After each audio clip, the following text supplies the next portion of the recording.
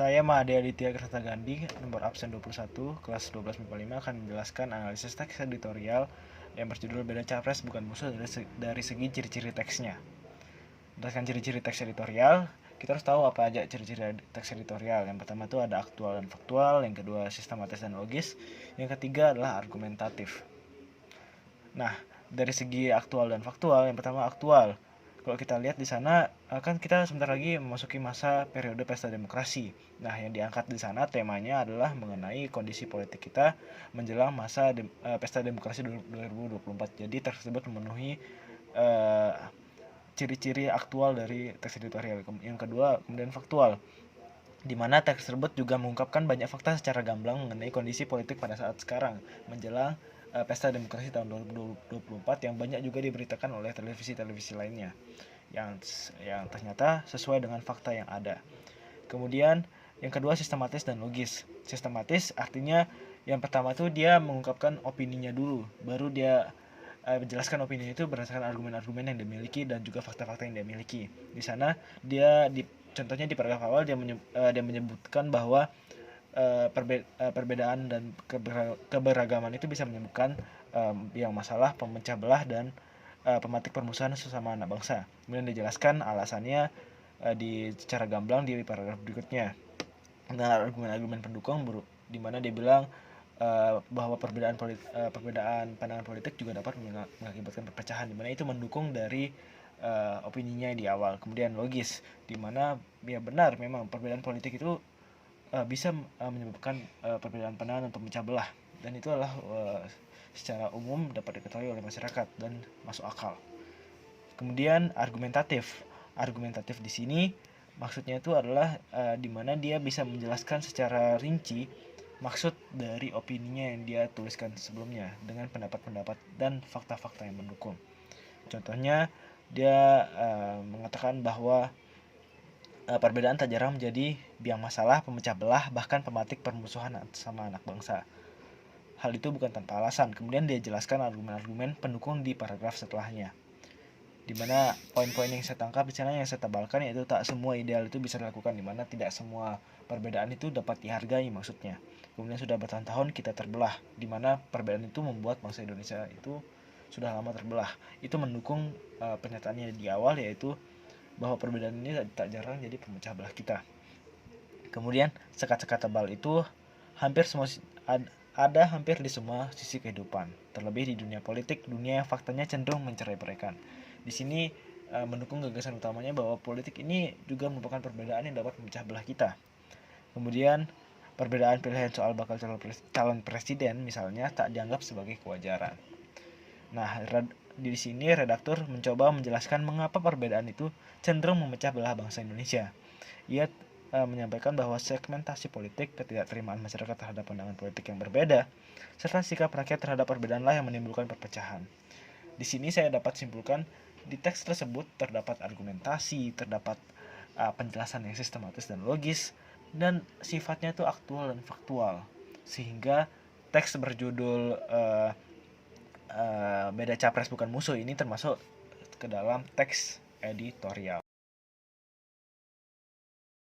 Halo semuanya, nama saya Gusti Ngurah Brahmandayu Saputra dari kelas 12 IPA 5, absen 8, akan menganalisis teks editorial dengan judul Beda Capres Bukan Musuh. Hal yang akan saya menganalisis di sini adalah jenis informasi yang ada pada teks editorial. Sebelum kita menganalisis, kita harus tahu dulu nih, jenis-jenis informasi apa saja yang ada pada teks editorial. Oke, jenis informasi yang pertama adalah fakta dalam teks editorial. Fakta di sini merupakan perihal atau peristiwa yang merupakan kenyataan dan sesuatu yang benar-benar terjadi. Fakta merupakan cerminan tentang keadaan atau peristiwa. Oleh karena itu, fakta tidak dapat dibantah. Dan fakta yang disajikan dalam teks editorial bisa berupa peristiwa dan data terkait dengan peristiwa yang dibahas. Jenis informasi yang kedua adalah opini dalam teks editorial. Opini adalah pernyataan yang subjektif yang berasal dari sikap seseorang atau interpretasi fakta yang didapatkan. Opini atau tanggapan redaksi digunakan untuk menguatkan pandangan atau sikapnya terhadap suatu peristiwa atau masalah yang dibahas. Opini dalam teks editorial dapat berupa penilaian, kritik, prediksi, dan juga harapan. Yang ketiga ada saran atau alternatif solusi.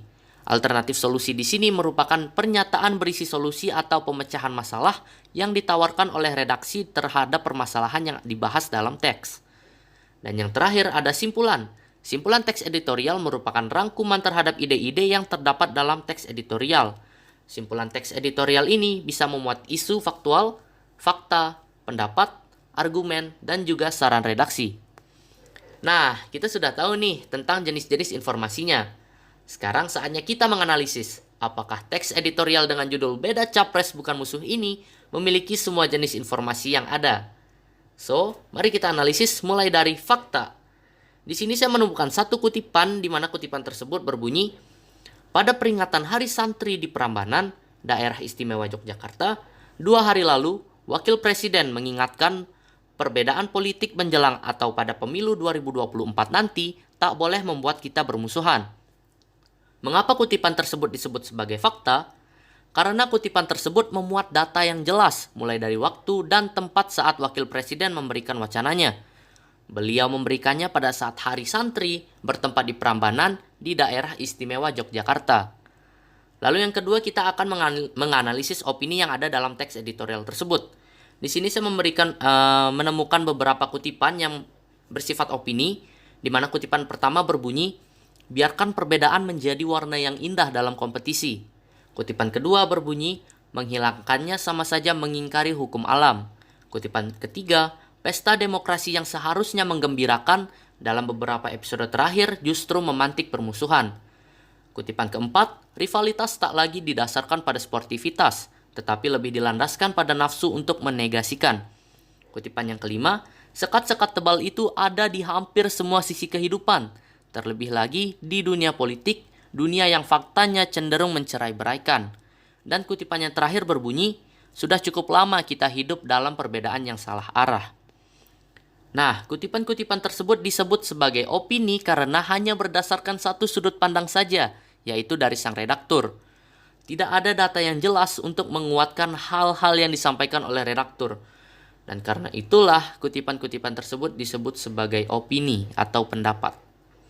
Yang ketiga ada saran atau alternatif sosial. Di sini saya menemukan 2 kutipan di mana kutipan tersebut bersifat saran atau bersifat sesuatu untuk kita melakukan hal tersebut. Kutipan pertama berbunyi, biarkan perbedaannya menjadi warna yang indah dalam kompetisi. Dan kita, utamanya para elit, harus memastikan itu dengan sikap dan perilaku yang menyejukkan. Kutipan kedua berbunyi, bagaimana mengelola perbedaan dan kemajemukan agar menjadi kekuatan, bukan bidang persoalan. Di sini sang redaktur memberikan saran bahwa kita, para pembaca, harus bisa mengelola perbedaan yang ada untuk menjadikannya sebagai kekuatan, sebagai warna baru dalam kompetisi, dalam hal ini yaitu pemilu, dan bukan menjadi sebuah persoalan yang harus dipermasalahkan secara panjang lebar. Dan untuk jenis informasi terakhir yaitu simpulan.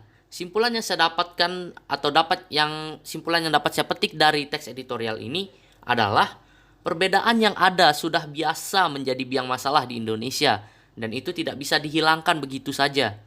Kita harus bisa membuat perbedaan yang ada menjadi sebuah kekuatan, sebuah warna baru dalam demokrasi. Pada peringatan Hari Santri di Prambanan, Daerah Istimewa Yogyakarta, Wakil Presiden Ma'ruf Amin mengimbau agar perbedaan politik yang ada tidak boleh membuat kita bermusuhan pada saat pemilu 2024 mendatang. Perkenalkan, nama saya Imadi Wirayuda Kusuma dari kelas 12 MIPA 5 nomor absen 11. Di sini saya akan membahas tentang analisis struktur dan tujuan teks editorial yang berjudul Beda Capres Bukan Musuh. Sebelum itu, kita harus tahu apa saja struktur teks editorial. Yang pertama, pernyataan pendapat.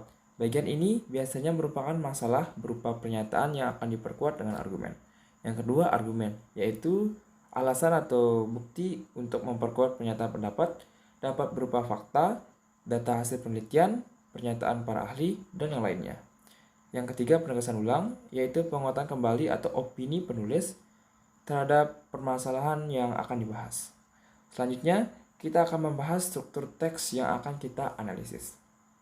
Pernyataan pendapat atau tesis. Pada teks ini terdapat pada paragraf pertama.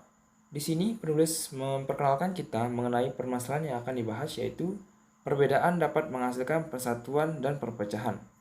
Yang kedua, ada argumen. Terdapat pada paragraf 2, 3, 4, 5, 6, dan 7. Penulis mulai mengutarakan pendapatnya untuk menghadapi perbedaan. Pada paragraf ketiga, ia mengutip fakta yang terjadi di dunia politik sering menimbulkan perselisihan dan permusuhan. Pada paragraf kelima, ia juga mengutip pendapat Wakil Presiden Maruf Amin mengenai perbedaan politik yang masuk ke dalam pernyataan para ahli. Sedangkan pada paragraf berikutnya, penulis hanya menyampaikan opini atau pendapatnya untuk memperkuat pernyataan pendapat yang terdapat pada paragraf pertama. Yang terakhir ada penegasan ulang, terdapat pada paragraf ke-8 atau terakhir. Penulis menegaskan kembali mengenai perbedaan yang timbul karena pemilu 2024 harus ditanggapi dengan sikap dan perilaku yang menyejukkan. Selanjutnya ada tujuan teks editorial yang berjudul Beda Capres Bukan Musuh. Teks tersebut bertujuan untuk menggerakkan pembaca, khususnya warga negara yang memiliki hak pemilihan agar cerdas dan bersikap dewasa dalam menghadapi pesta demokrasi pada pemilu 2024. Ciri-ciri atau kaidah kebahasaan teks editorial yaitu menggunakan kata-kata populer, kata ganti penunjuk, konjungsi kausalitas, verba material, dan verba mental. Kaidah kebahasaan yang pertama yakni menggunakan kata-kata populer. Penggunaan kata-kata populer bertujuan untuk memudahkan pembaca memahami isi dalam teks editorial. Berikut contoh kutipan beserta penjelasannya. Realitasnya, di negeri ini perbedaan tak jarang menjadi biang masalah, pemecah belah, bahkan pemantik permusuhan sesama anak bangsa. Kata biang masalah merujuk pada sesuatu yang menjadi penyebab terjadinya suatu permasalahan. Ciri kebahasaan teks editorial lainnya adalah adanya kata penunjuk yang merujuk pada waktu, tempat, peristiwa, atau masalah lain yang menjadi fokus ulasan. Berikut contoh kutipan dan penjelasannya. Sampai saat ini, perbedaan dan kemajemukan itu pun masih ada. Ia tak mungkin kita hilangkan. Kata sampai saat ini menunjukkan rujukan waktu bahwa dari dulu sampai saat ini, perbedaan dan kemajemukan itu masih ada. Ciri kebahasaan teks editorial yang lainnya adalah penggunaan konjungsi yang menyatakan kausalitas, seperti sebab, karena, oleh sebab itu, dan oleh karena itu. Berikut contoh kutipan dan penjelasannya. Hanya karena bakal capres, jalinan pertemanan dengan gampang diputuskan. Yang menjadi sebab di sini adalah akan dilakukannya pemilu, dan sebagai akibatnya, jalinan pertemanan dengan gampang diputuskan. Kaidah kebahasaan berikutnya adalah menggunakan kata kerja atau verba material. Verba material adalah kata kerja yang digunakan untuk menunjukkan suatu perbuatan fisik atau peristiwa yang dapat dilihat secara kasat mata. Berikut contoh kutipan dan penjelasannya. Sampai saat ini, perbedaan dan kemajemukan itu pun masih ada. Ia tak mungkin kita hilangkan. Kata hilangkan merujuk pada meniadakan sesuatu. Dalam kasus ini, meniadakan perbedaan dan kemajemukan. Kaidah kebahasaan selanjutnya adalah menggunakan kata kerja atau verba mental. Verba mental adalah jenis kata yang mengungkapkan reaksi seseorang terhadap suatu tindakan, keberadaan, atau pengalaman. Berikut contoh kutipan dan penjelasannya. Kita semua juga mengerti, oleh Founding Fathers, para bapak bangsa, perbedaan dan kemajemukan itu dijadikan fondasi untuk membangun bangsa yang satu, bangsa Indonesia. Kata mengerti merujuk pada reaksi subjek kita yang paham bahwa kemajemukan itu dijadikan fondasi membangun bangsa. Berikut tadi merupakan analisis tentang kaidah kebahasaan dalam teks editorial yang berjudul Beda Capres Bukan Musuh. Sekian, terima kasih.